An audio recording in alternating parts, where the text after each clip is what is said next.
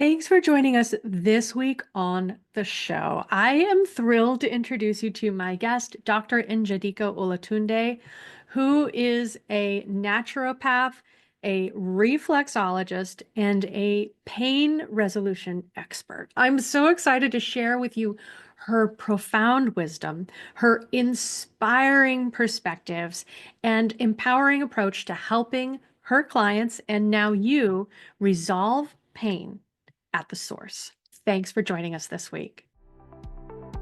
It's time to flip the script on stress and learn how to thrive today and throughout your days. Join me for inspiration and interviews with folks who are shining their light in the world in the areas of positive mindset, health, and well-being.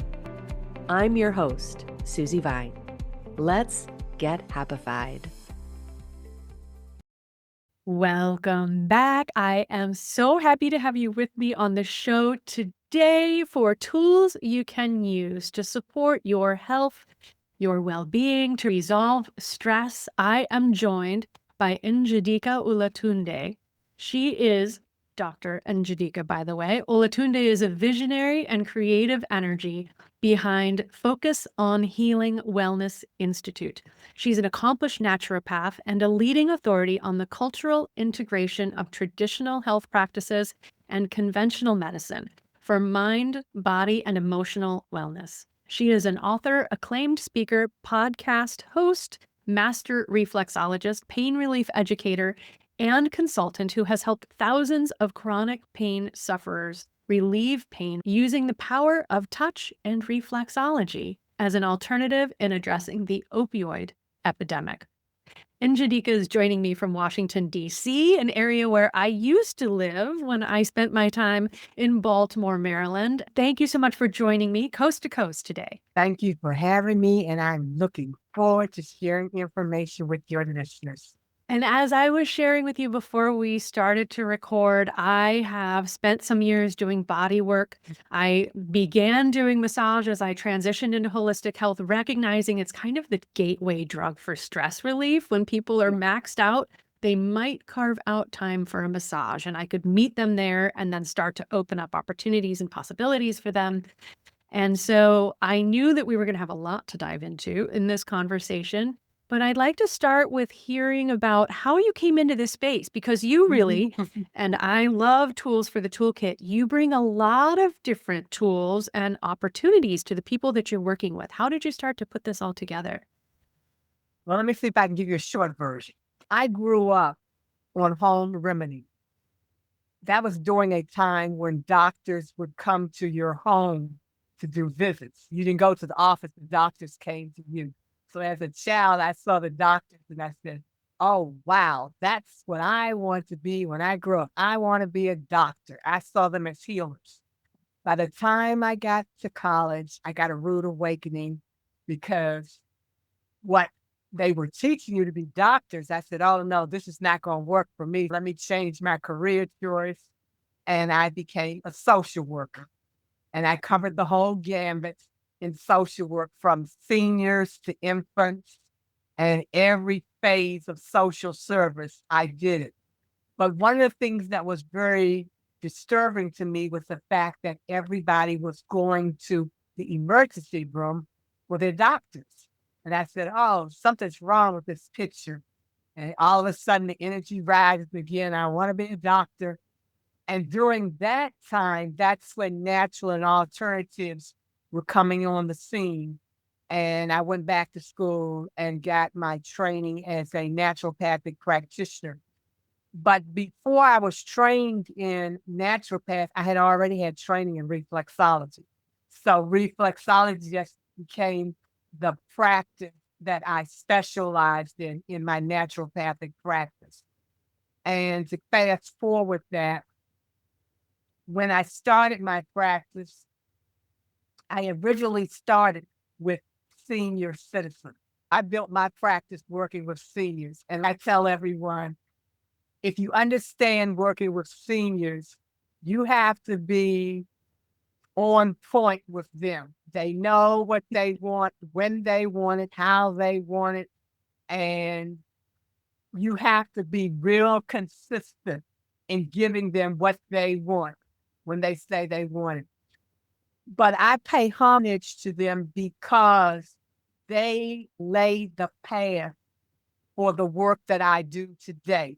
Working with them, I was able to be exposed to a lot of different things, beginning with the fact that when I first started doing reflexology, the seniors loved it, but they said, I love the reflexology, but can now you start taking care of my feet. That meant that they wanted manicures and pedicures, and I knew nothing about the beauty industry. And that was a whole nother rude awakening. But there happened to be a school on the West Coast that was teaching how to introduce reflexology to the beauty industry. And it was offered in New York. I said, let me go up here and take this program and see how they're doing this. I took the program and they said, well, since we're on the East Coast, I'll come down to DC and do a program if you'll organize it. I had never done anything like that before in my life. Called together all my massage therapy friends and holistic practitioners, and we put this program together. And as a result of that, I wound up becoming the East Coast and Southeast instructor teaching reflexology in the beauty industry, thanks to my seniors. And then from there, healthcare practitioners were coming to me, asking me would I teach reflexology in the health industry. So I put together a certification program for healthcare practitioners in reflexology. And then from there, the seniors introduced me to their family members introduced me to their friends, and then I got into the corporate industry. And then the opiate epidemic hit, and I started looking at, okay, well, let me look at how I can use reflexology as an alternative to the opiates for pain. And that opened me up to the research. So I started doing studies of research and putting all that together. And out of that, I created what's known as relieving pain first before treatment. And with that, evolved into how I've integrated reflexology and touchology as a means of relieving stress and pain. That's how it all started. Oh, I love your story. I mean, you really exemplify being tuned in to what is needed, where people are, what they're asking for, but also how to serve them for their benefit. I started, I have to say, before I transitioned from my third or fourth career, long after I left Baltimore, I was working with seniors and recognized that the issues that we deal with later in life take root earlier on. And if we want to stay in control, to remain healthy, to stay happy, we need to start working upstream and maintaining that. And so they are such an inspirational group to work with, a wonderful population, and it's only growing. We called it the silver tsunami when I was in the biz. And they do not have time to mess around. They need solutions, they need practical applications.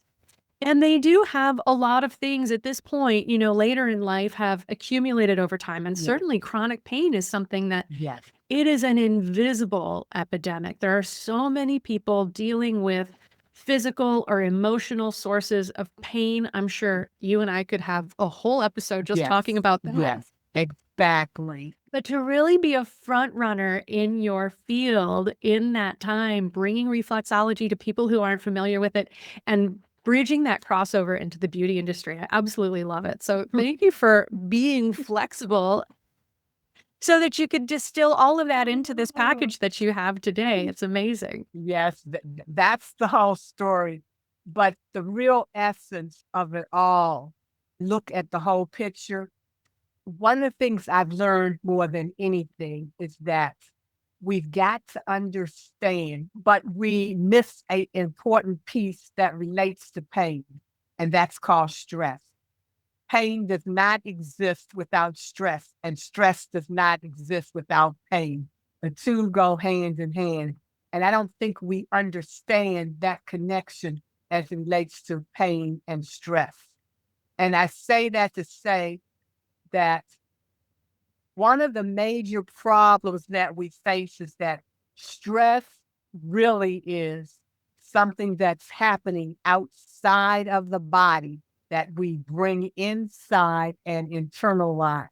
And when we do this, what's happening is what is being defined as pain. When you bring stress inside your body, it has to find an outlet in order to come out. And because it doesn't go through the normal channels of elimination, it may go through areas where all of a sudden now you got back pain, or you may have chest pain, or you may have some type of nerve related pain. And this is nothing but that stress trying to find an outlet. And if you don't deal with it, it winds up becoming what's now defined as a diagnosed illness. So it's important to understand and connect with the stress that you are facing in your life, and understand, once you recognize it, that it does not become a detriment to you as far as health and wellness is concerned. I couldn't agree with you more. I tell people that the body doesn't have a lot of language at its disposal, right? Because we feel hungry, we have cravings, doesn't only mean that our body is hungry. It could be that we are dehydrated. It could be that we are stressed, and that is driving those hunger hormones. There's so many reasons, and not a lot of communication until we really start to build that bridge and come back into connection with that inner wisdom and guidance. So how do you help people see that connection? I mean, I think when you hear it, it feels logical to me, but I've been in this space for a little while.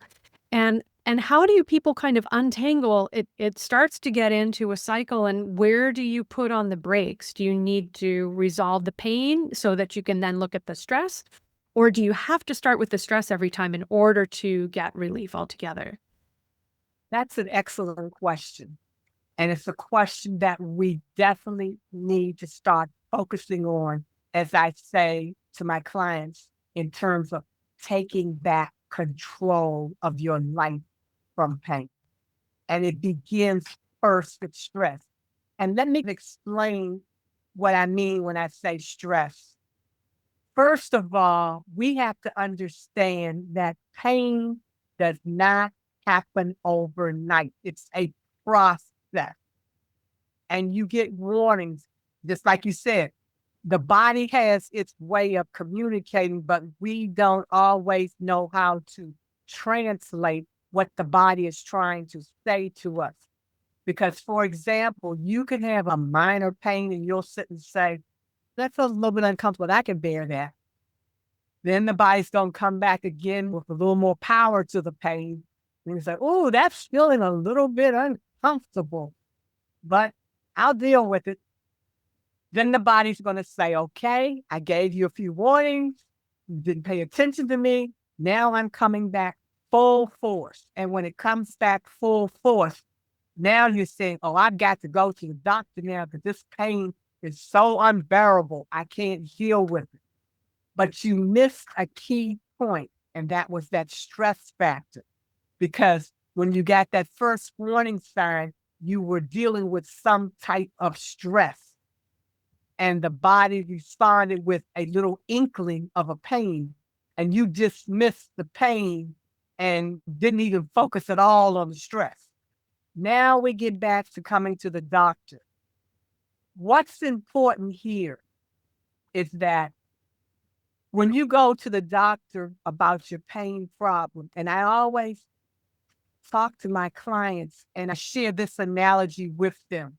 Look at the automobile.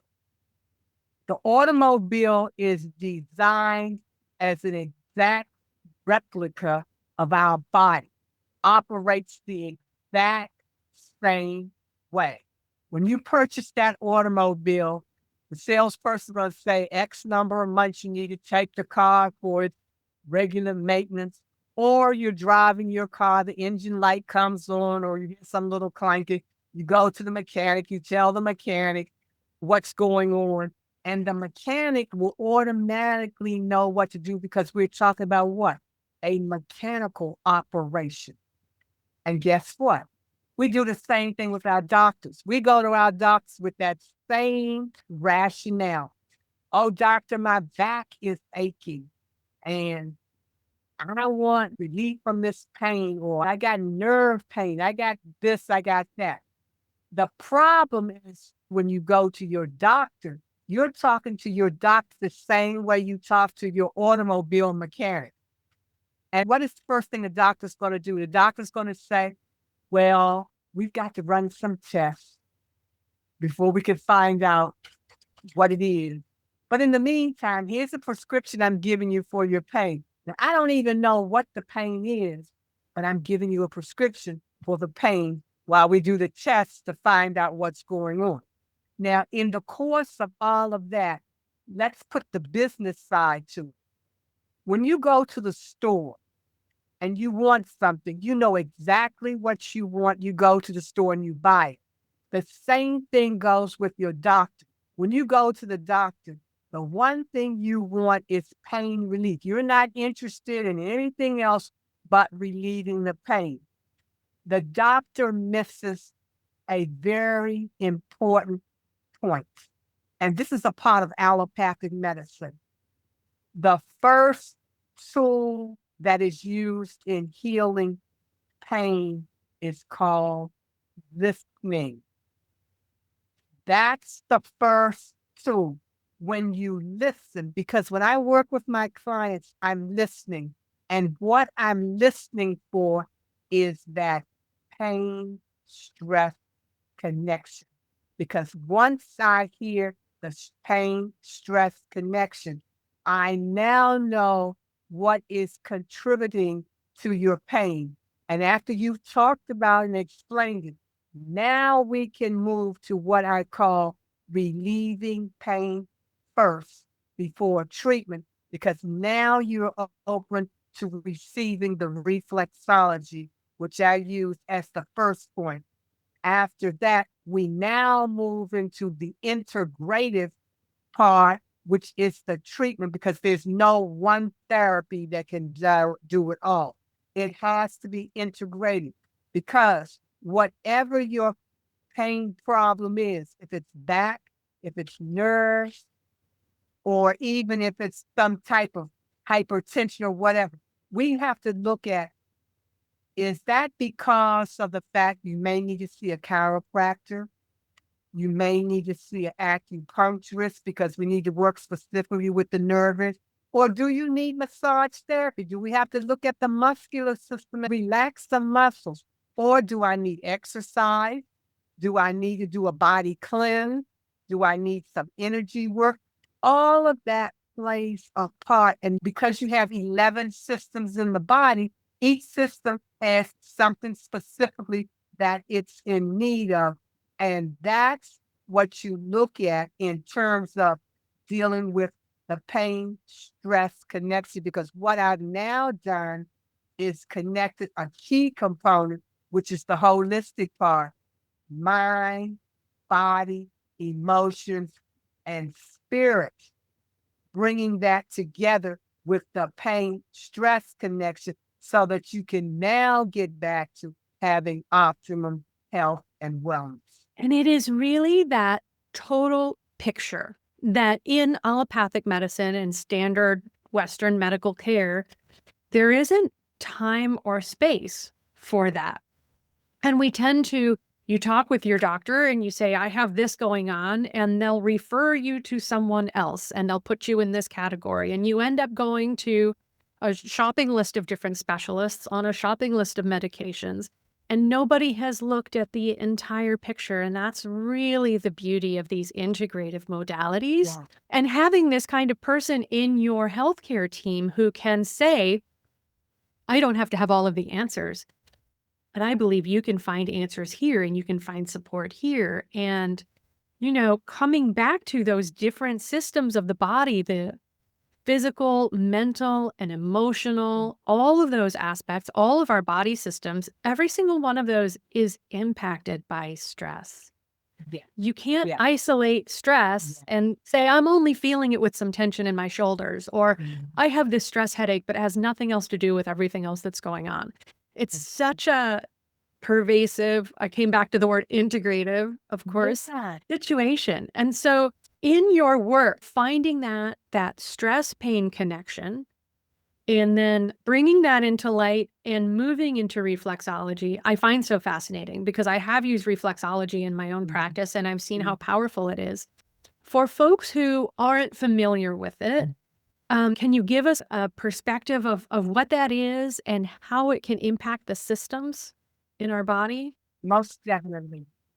The way I usually explain reflexology, by definition, reflexology is the art and science of working specific reflex nerve ending points that are found on the hands, feet, and ears that correspond with all of the body organs and systems.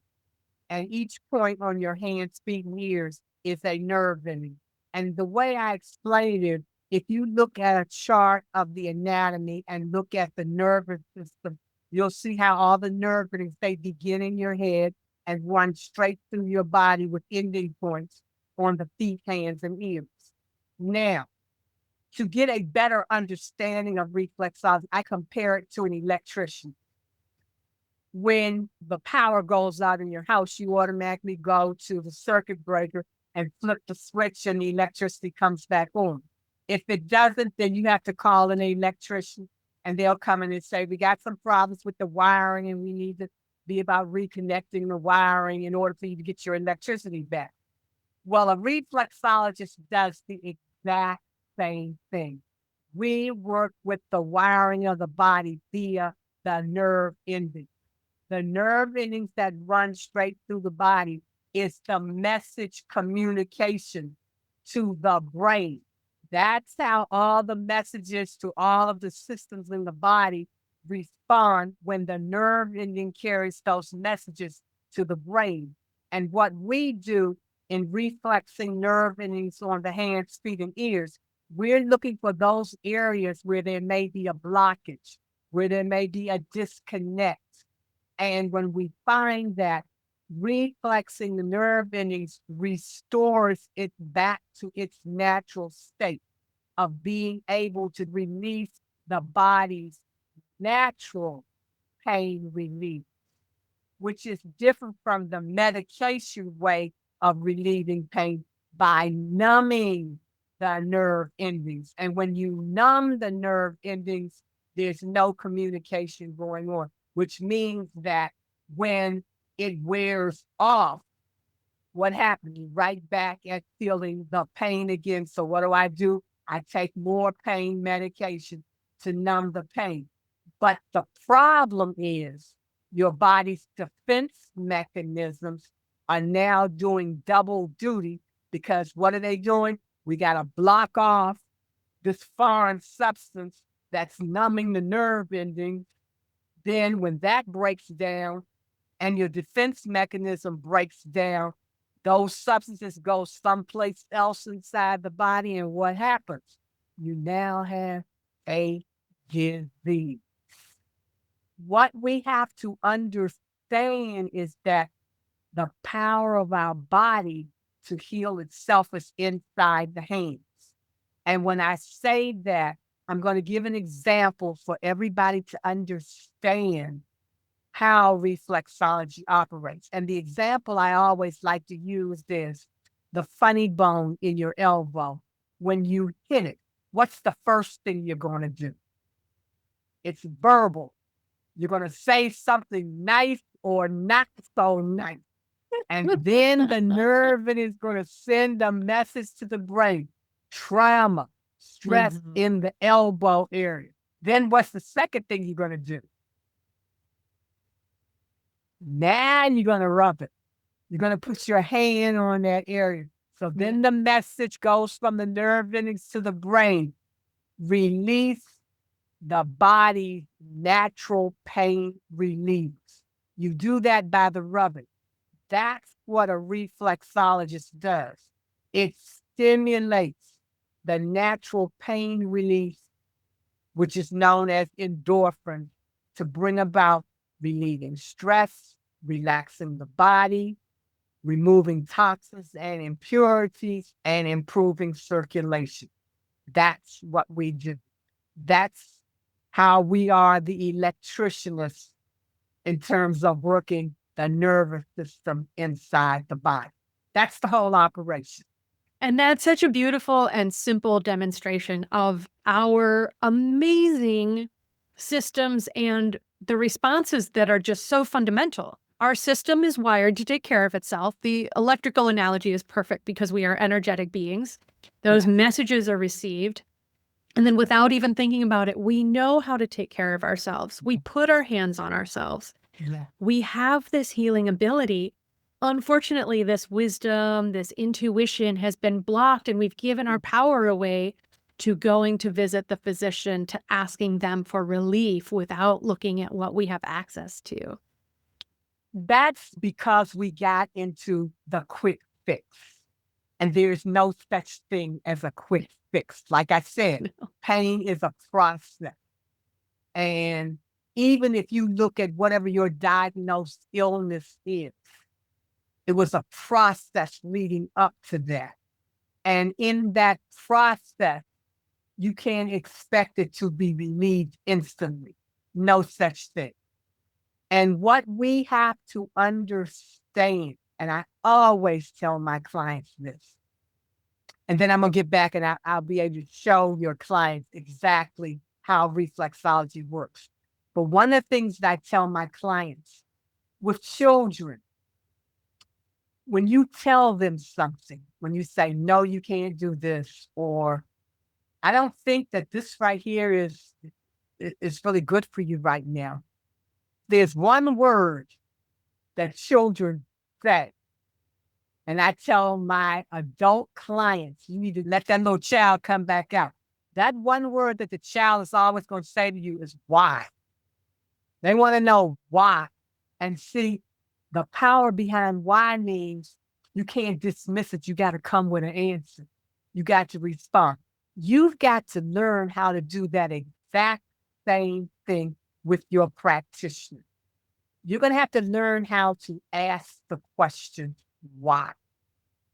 And the reason for that helps you to then stand in alignment with your body. You're now in charge. We've got to learn how to stop giving our power away to practitioners, because you got to understand one thing about a practitioner. A practitioner is not the healer. The healer is you. Healing comes from within. You are the healer. And the way you get to manifest your healing power, which is in your hands, you manifest your healing power by being able to ask the question, why? And here's an example for you. Say you go to the doctor and the doctor says, well, you have hypertension. Okay, first thing you're going to say, okay, we're talking about my heart. We're talking about my cardiovascular. You're talking about my circulatory system. Okay, you know that. And so since you know that little bit right there, now you could start doing your research. You could start asking your questions. Why is my heart having problems right now? Why is my circulation not effective so that it's causing problems for my heart and raising my blood pressure? It's little small things like that that gives you the power to control the type of treatment that you want, be it conventional or be it alternatives. You have now established what you want for your healing in terms of getting back to optimal health and wellness, which leads me back to saying again, when you're working with your practitioner, it's a two-way street. It's not one way. It's not just the practitioner. You have to work with your practitioner as your practitioner has to work with you. It's a give and a receive. As I give, I receive. As I receive, I give. It's a circular approach. And that's the healing process. Your practitioner is only responsible for working with you in assisting the body in the healing process. That's all it is. And once you come to understand that, you're now in the driver's seat of where you want to go in terms of the direction of your health and wellness. Now, here's a little tidbit you may not know.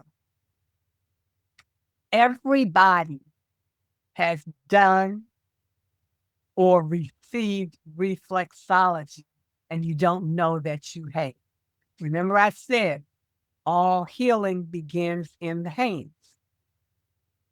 As a parent and as a child, here's a little tidbit that should bring back some memories for you.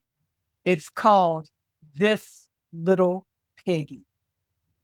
And this little piggy is your first experience of reflexology.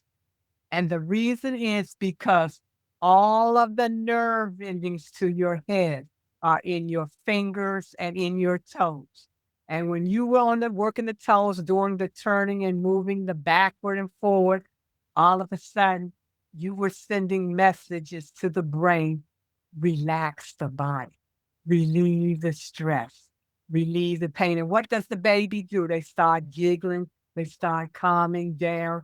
And if they were hyper, they lower that energy level. If their energy was low and they were fidgety, they calm down. And in some instances, they may even have gone to sleep, all because stimulated the nerve endings in the toes to bring about relaxation. And that's the whole concept of what reflexology is all about. Coming back into balance. That is amazing. I love that so much. I'll never not think of it again. That's terrific. And it's amazing to me how these really fundamental little things that stick with us, right? Like playing the which little piggy went to market game. It calms the baby down. It goes generation to generation because it is Yeah. something that mothers recognize the babies Yeah. respond to. Exactly. We've had it, all of us have it. And once we understand that all healing begins in your hands, that's the reason why I'm a big advocate of medication-free alternatives relieving pain using the healing power of touch. And let me explain what I mean when I say touchology, because touchology is the art and science of using hands-on healing as a means of bringing relief from stress and pain in the body. And let me share with you what I mean when I say that. Because our society has connected touch to being something negative, as a being, our survival depends on touch, whether we like it or not. And we have to understand what that means. And when I say that, touch is a lot more than something physical. Here are some examples. There are two powerful healing words that is connected to touch. And those two powerful words are thank you. Just saying thank you is a healing tool. Think about it. Somebody held the door open for you and you walked through it, and what did you say? Thank you. And what did they give you back? A smile, which is the next form of touch. That's a healing exchange. Somebody in your circle may be feeling bad, and all of a sudden you look at them and smile, and you may say, things gonna be all right. And all of a sudden it lifts their spirit. Just those words was a healing touch. We have to understand that touch is an exchange of energy when a person needs it. I always use this example. You'll understand this by living in the urban area of Washington, D.C. and the highways, and you're in bumper to bumper traffic, and you know you got to get over, and nobody's letting you over. And all of a sudden, somebody holds back so you can get in, and you raise up your hand and just say thank you to them. And that made their day because somebody acknowledged them. These are the little small things of healing that we don't even know is helping somebody. And that's what we've got to get back to in terms of bringing back the power of touch for optimum health and wellness. That's what's key. And I say that to say because back in the day, we used to talk about preventive health care. Now it's nothing but some words that's archived away somewhere. Nobody even talks about it. But we've got to focus on health care prevention. That's how you maintain optimum wealth.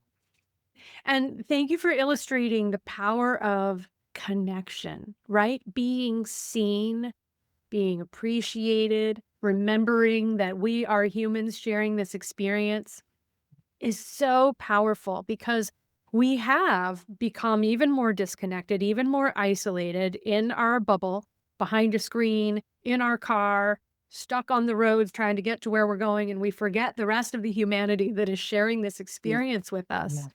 And it can be as easy as that, as seeing and acknowledging someone else sharing a bit of this extended space Yeah, and make the world feel smaller and more connected again, which exactly. helps to resolve the stress. Exactly.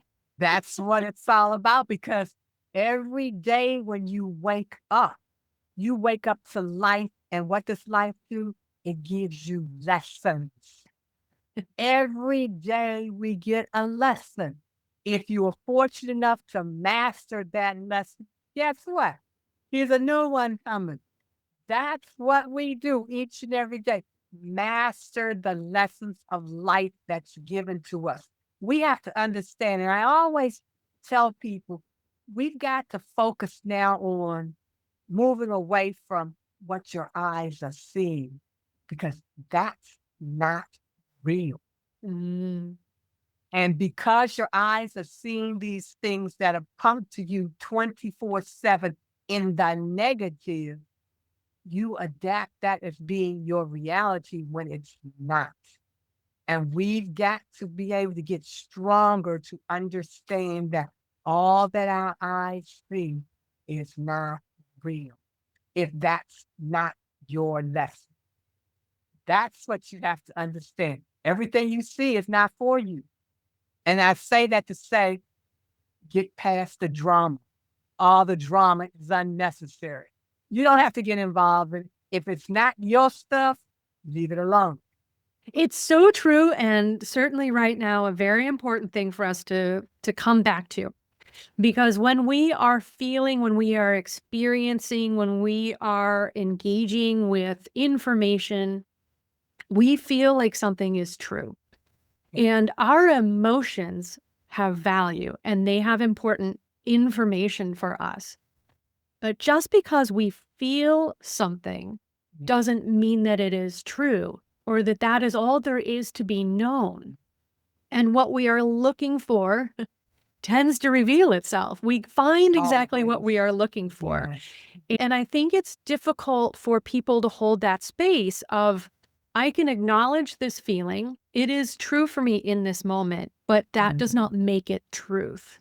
There is Exactly. more to this situation and the perspective that then we, with perspective, can see through the source of the stress, through the impact of us and the people around us. It's so empowering to be able to have that ability to recognize it doesn't have to be true, but we can still learn from it, still get value from it. Always.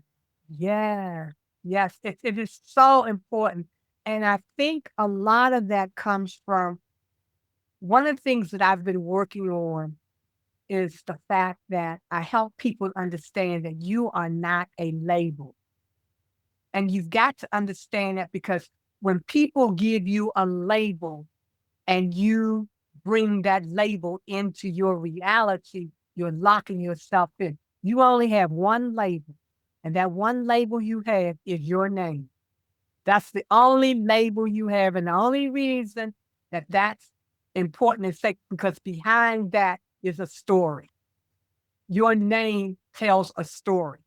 That's the only label that you have. All the other stuff is irrelevant. It doesn't even apply to you. And we got to get into being who we are. And the way we become who we are is when we represent the power that we have. I go back again. It's in your hands. And we get to claim that power again. And I think too, especially through your practice and with the clients that you've supported, you really see people who have let themselves be reduced to labels. I have chronic pain. I have fibromyalgia. I have arthritis. I have migraines. And then we look through that lens at the world, and that's all we expect to experience because we've agreed to take on this label that can be so limiting. Exactly. Well, we are wildly improbable and miraculous beings. Oh, definitely. And the one thing I want people to really understand, if you don't understand anything else, you've got to change how you see yourself, because you've got to give value to who you are. And there's only two ways you can give value to yourself. Either you see yourself as a warehouse, which means, what do? I just store stuff. I just put stuff in there. It has no value. Or do you see yourself as a temple, something sacred, something special? That's something you're going to take care of. That's something you're going to value. And when you start seeing yourself in that light, then you are on the road to taking back control of your life from pain, from stress, from whatever that has been a burden that you've been carrying unnecessarily on your shoulders. Because when you carry burdens on your shoulders, that means you the warehouse. I'm holding everything in my life in this warehouse. And most of the time, we never go in the warehouse to clean it up. We just, let's put some more stuff in here, and we carry it. Get to the point of seeing yourself as a temple and sacred, because you don't carry a lot of stuff in the temple. What you do is you honor and cherish, because you want life force coming in. You want that which is alive, that which represents love, that which represents peace, happiness, joy, and harmony. That's what's inside your sacred and valuable temple. It's so important. Such a powerful shift in perspective and understanding in what we make ourselves available for, I think, too, Yes. and what we Yes. believe we are capable of. Yes. This sacred space that we inhabit, these gifts that we have been given, and the understanding that we can develop through this kind of inquiry, through asking why Yes. and taking back our power and starting to see the different levels that we are and the power within those, the body, the mind, and the spirit, and the way that they all come together. Yes. I know. We could go on. Do you have, before we go, some insights? Because as we've talked about, stress can cause a cascade of impacts. And we understand now that we are listening for these messages and we're getting curious about what's going on and what our body needs. Do you have some tips or some suggestions, ways that you start with your clients in helping to go back up to the source and addressing the stress so that we can be free to experience the full relief and healing potential that our bodies hold? Well, the first thing I'm going to do is I'm going to share a technique that your listeners will be able to use as a starting point in terms of relieving stress. It's very basic.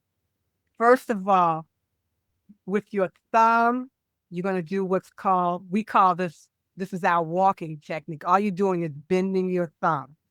And what you're going to do on the palm of your hand is you're going to take your thumb at your wrist, and you're going to walk up the palm of your hand and moving across, moving in a direction towards your fingertips. Do this walking technique whenever you're feeling stressed, whenever you feel some type of pain or discomfort.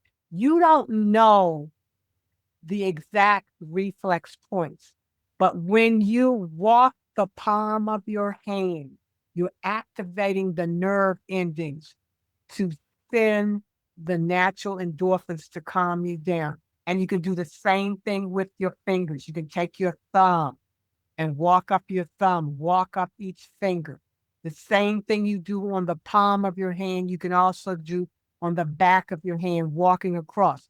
Get in a habit of doing that whenever you're feeling stressed and tense.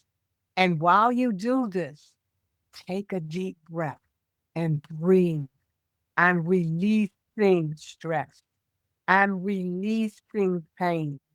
I'm relaxing my mind, my body from all of the pain and stress I may be feeling. And once you get in a habit, no matter where you are, take a minute, stop, think. Let me reflex my palms. Let me reflex my finger areas. And another little tidbit, share this with somebody, and you all do it as an exchange with each other. That's what's real important in terms of understanding the power that's inside your hands that can bring about some calming to you.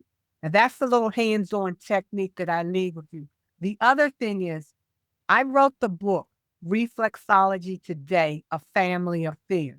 It's designed as a self-help guide in teaching you how to do basic reflexology techniques on various parts of your body associated with various illnesses that you may have in terms of releasing pain and stress.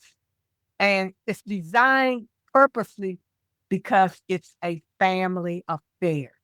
So now the family can now come together in a healing platform with each other and make it a fun activity for each other.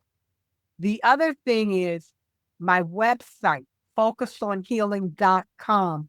I encourage you, when you go to the website, go to the contact page, write down any questions that you want to know about reflexology or about relieving pain.